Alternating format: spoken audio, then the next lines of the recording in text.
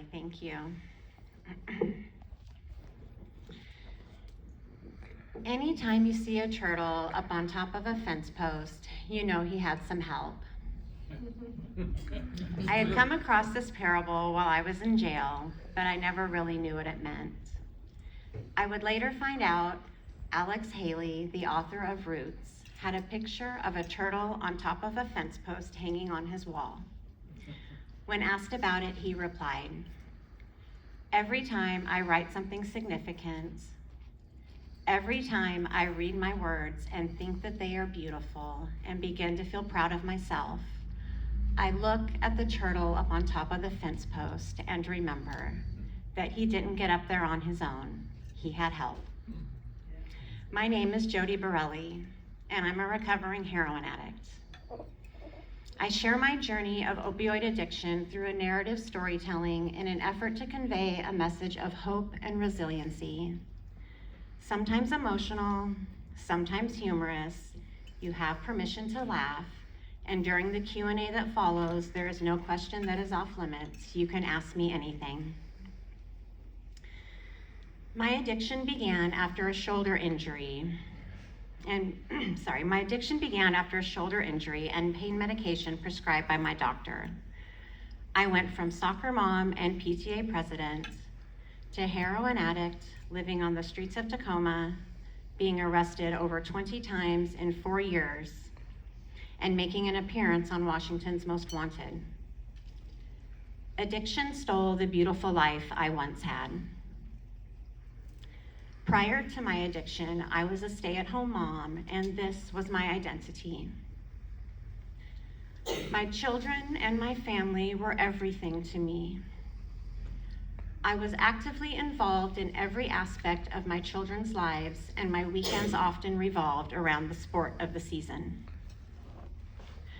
My addiction began after I detached my labrum while coaching my son's Little League baseball team.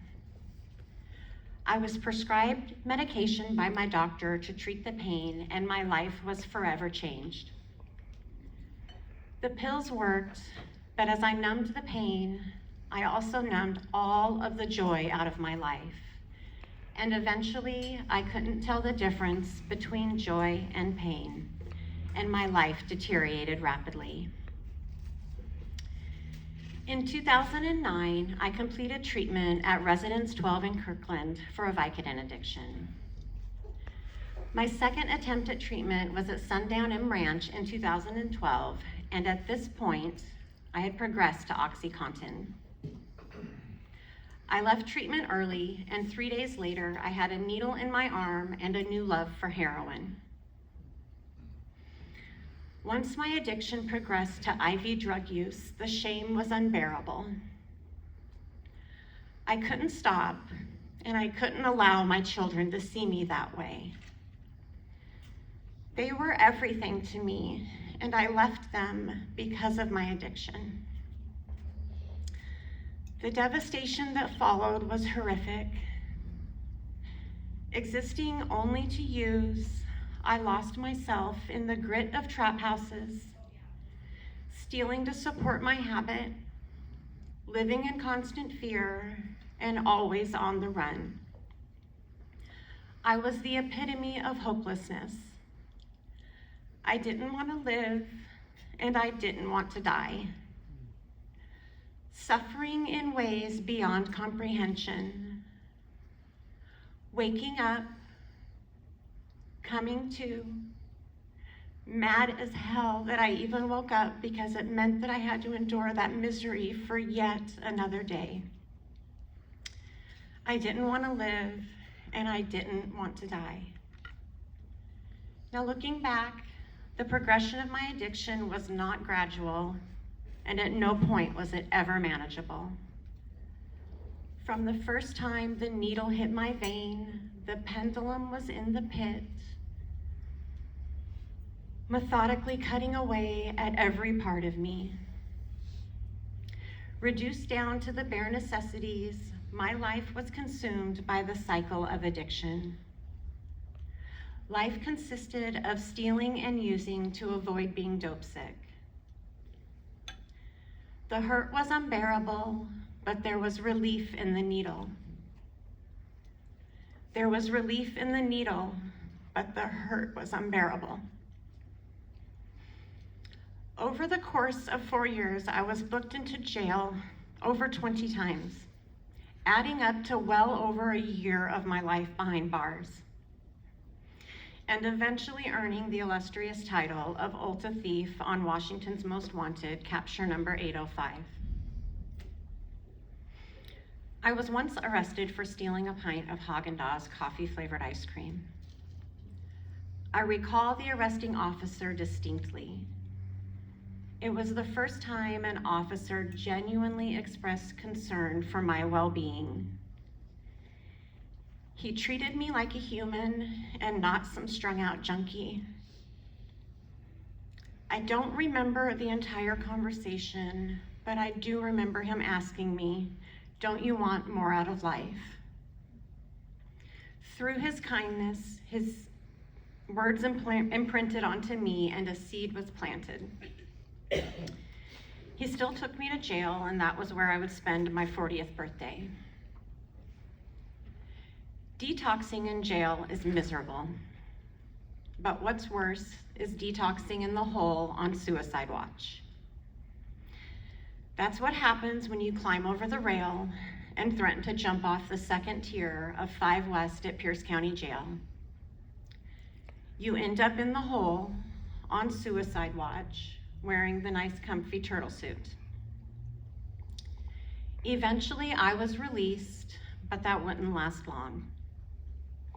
The calamity that followed was not funny, but so 2 police officers walk into a Nordstrom rack. Now, my response seemed perfectly logical at the time. I did what I thought was reasonable, what any addict with stolen merchandise and a pesky warrant would do. I dove into the nearest clothing rounder. Imagine this, a grown woman hiding in the clothing rack like a toddler playing hide and go seek. That was not a fun ride to jail. The worst part was that the officer told me that they weren't even looking for me, but that a woman hiding in a clothing rack seemed mighty suspicious. He said I would have actually gotten away with it too had it not been for the meddling toddler trying to climb in after me and his alarmed mother when they found me. So there's a curse that goes something like this: may you have an interesting life. And I think about this. I find it a great way to sum up my experience with county jail. It is not fun, it is not good, but it does have its moments. County jail is not designed to rehabilitate you. It doesn't change you for the better. It just makes you more of.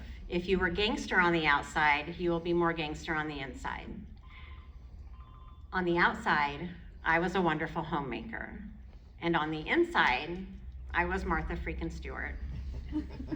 I had no idea how my skills would transfer over into jail life, but take for instance, if you ladies want foundation, it's coffee grounds and moisturizer. If you want self-tanner, it's coffee grounds and moisturizer. And if you want eye concealer, it's coffee grounds and Preparation H, because it gets rid of the puffiness. And they sell it there. What can I say? I knew my high-end women's products, and this was my hustle inside and outside of jail. Now, being released from jail was usually contingent upon substance use treatment. I was court-ordered to attend treatment multiple times. During one intake session, to say it went bad would be an understatement. I had walked into my assessment with a big blue rubber tie-off still wrapped around my arm, having just shot up in the parking lot. Shortly after that intake session, I reached an all-new low.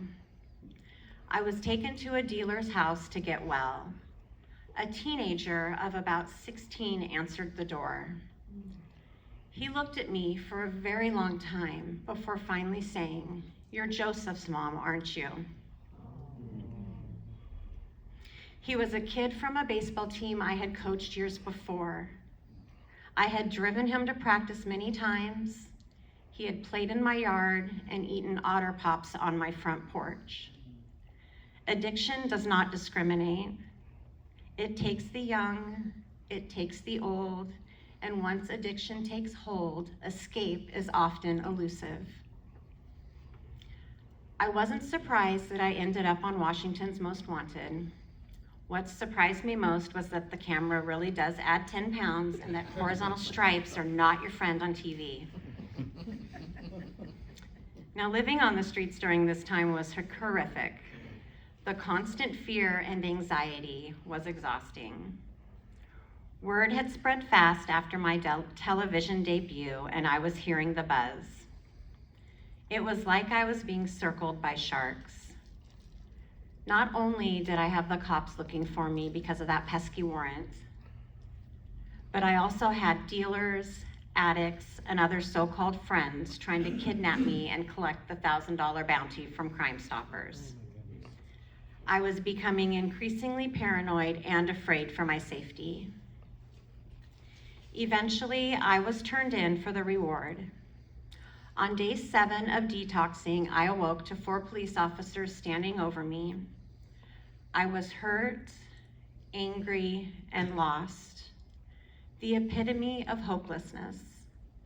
I didn't want to live, and I didn't want to die. I had overdosed many times, been in and out of jails and hospitals. I had suffered endocarditis, an infection in my heart, and I've had an infection in my left arm that should have left me an amputee.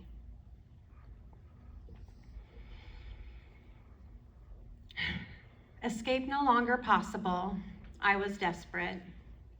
I was rapidly losing my mind, my body, and my battle with addiction. Sun Tzu, The Art of War, Desperate Ground. Upon desperate ground, or as it were, sitting in a leaking boat, or lying in a burning house, you will survive if you fight quickly and perish if you do not. On December 2nd, 2016, shortly after being released from jail, I moved to Bellingham with a duffel bag of clothes, 11 teeth in my head, and a ferocious attitude. I was in desperate need of help. I was ordered to attend intensive outpatient treatment as part of probation. And this is where my recovery begins and I start to heal. I was pulled up from depths unimaginable. Despite my rough exterior, my counselor treated me with respect and dignity. I was shown empathy despite my hostility and given compassion in exchange for vulgarity. I was so broken. I am grateful for that counselor who provided me with the hope that I so desperately needed until I was able to find my inner light. A transformation began to occur as my recovery starts to grow roots. I found employment for the first time in years, but working at a gas station felt hopeless. Never underestimate the power of that planted seed. I remembered those kind words from that police officer years before asking me if I wanted more out of life. I wanted fulfillment, but I was apprehensive about everything and I lacked confidence. During a one-on-one, it was my counselor who suggested that I would be a good fit for the substance use disorder professional program at Whatcom Community College. And shortly thereafter, I applied and was accepted as part of the first graduating cohort. After graduating summa cum laude, receiving both the Transforming Lives Award and the Public Speaking Award, I worked as a co-occurring disorder clinician on PACT, which stands for Program for Assertive Community Treatment.